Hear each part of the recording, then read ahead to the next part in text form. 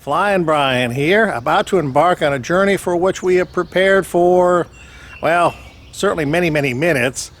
Anyway, we're going over to the Town Creek Indian Mound historic site here in North Carolina near the town of Gilead. We're going to find out a little bit more about early American, Native American culture. So come along, shall you?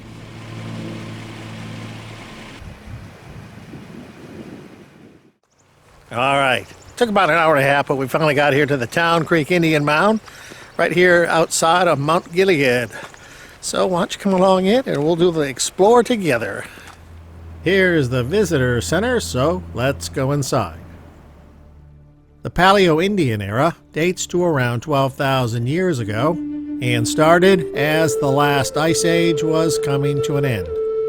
It lasted around 2,000 years, with the people living very nomadic lifestyles.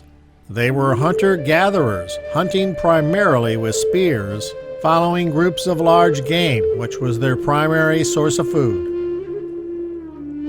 Around 10,000 years ago, the large game began to die out, ushering in the Archaic era.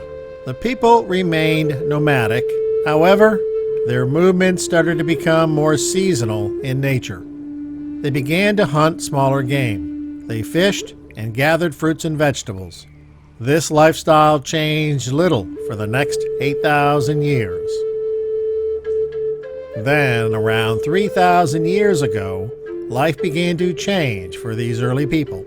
They began to establish villages and built permanent homes. They hunted with bows and arrows, as well as planted and grew gardens for food. Over the next 2,000 years, tribes developed higher levels of culture and adopted a variety of religious ceremonies. Around the 13th century, long-established villages had developed a robust culture. Called the Mississippian Era, trades and crafts like pottery making began to develop. Trade began to appear between various tribes, some quite distant.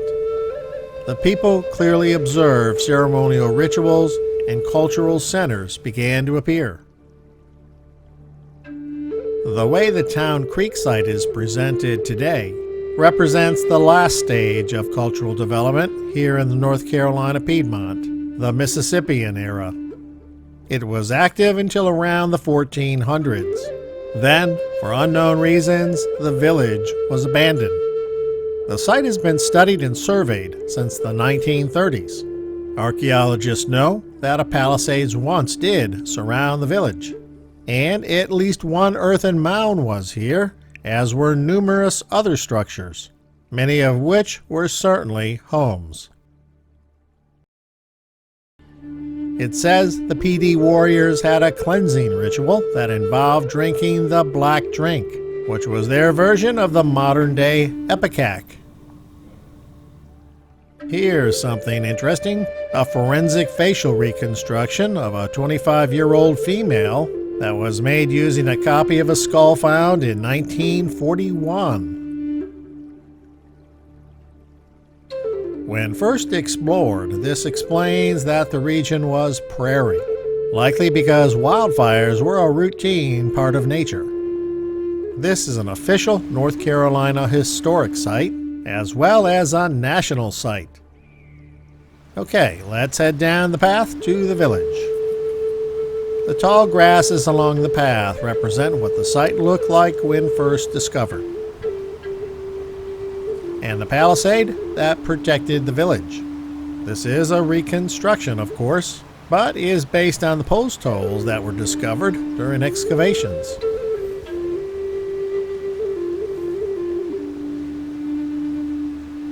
Let's go in.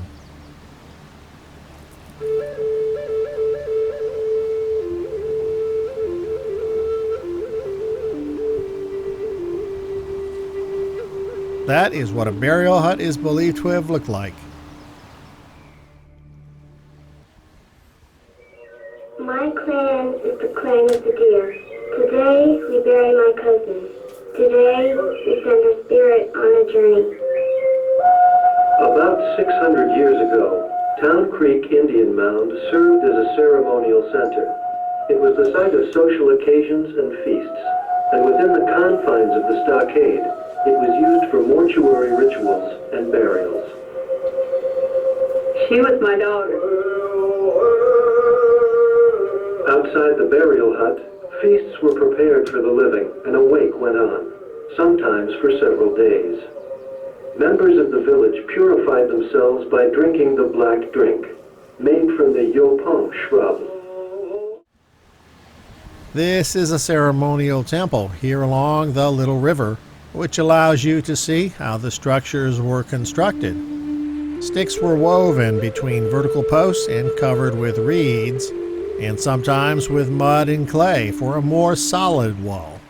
Perhaps reeds during the heat of summer, and mud and clay in the colder winter months. Let's see what it looks like inside.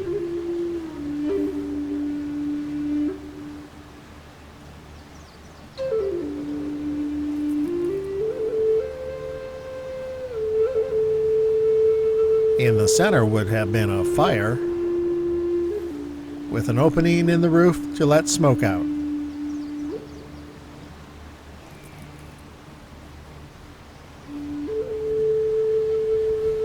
Here's a better look of how the sticks were woven between the uprights and covered with mud for a more solid wall.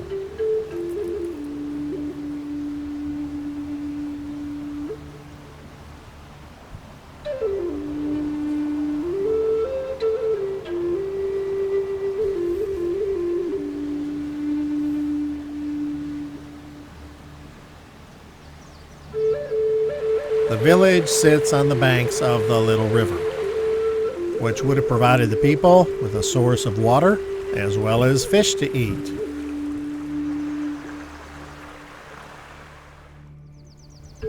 Opposite the temple structure we were just in is another temple atop this mound, which was certainly more significant to the village.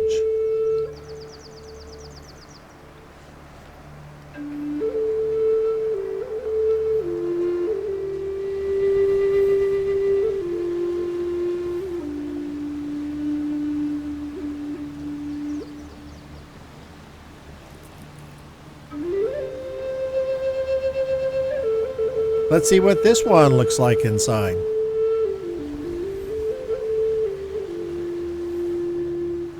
Some artwork just inside the entrance.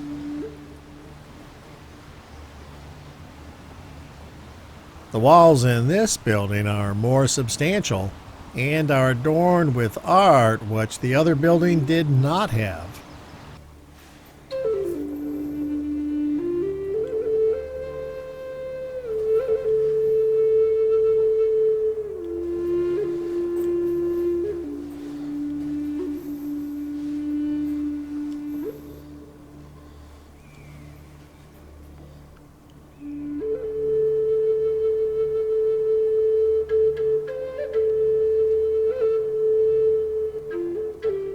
The inside of this building is very similar to the temple down at the village level, including the hole in the roof.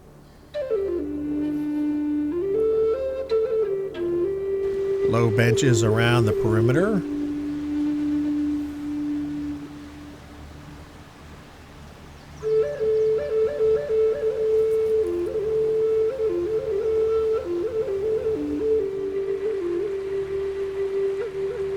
Looking out across the grounds, I imagine it dotted with numerous huts and people milling about, working in gardens, and going about their daily duties. There would have even been an area in the center for games.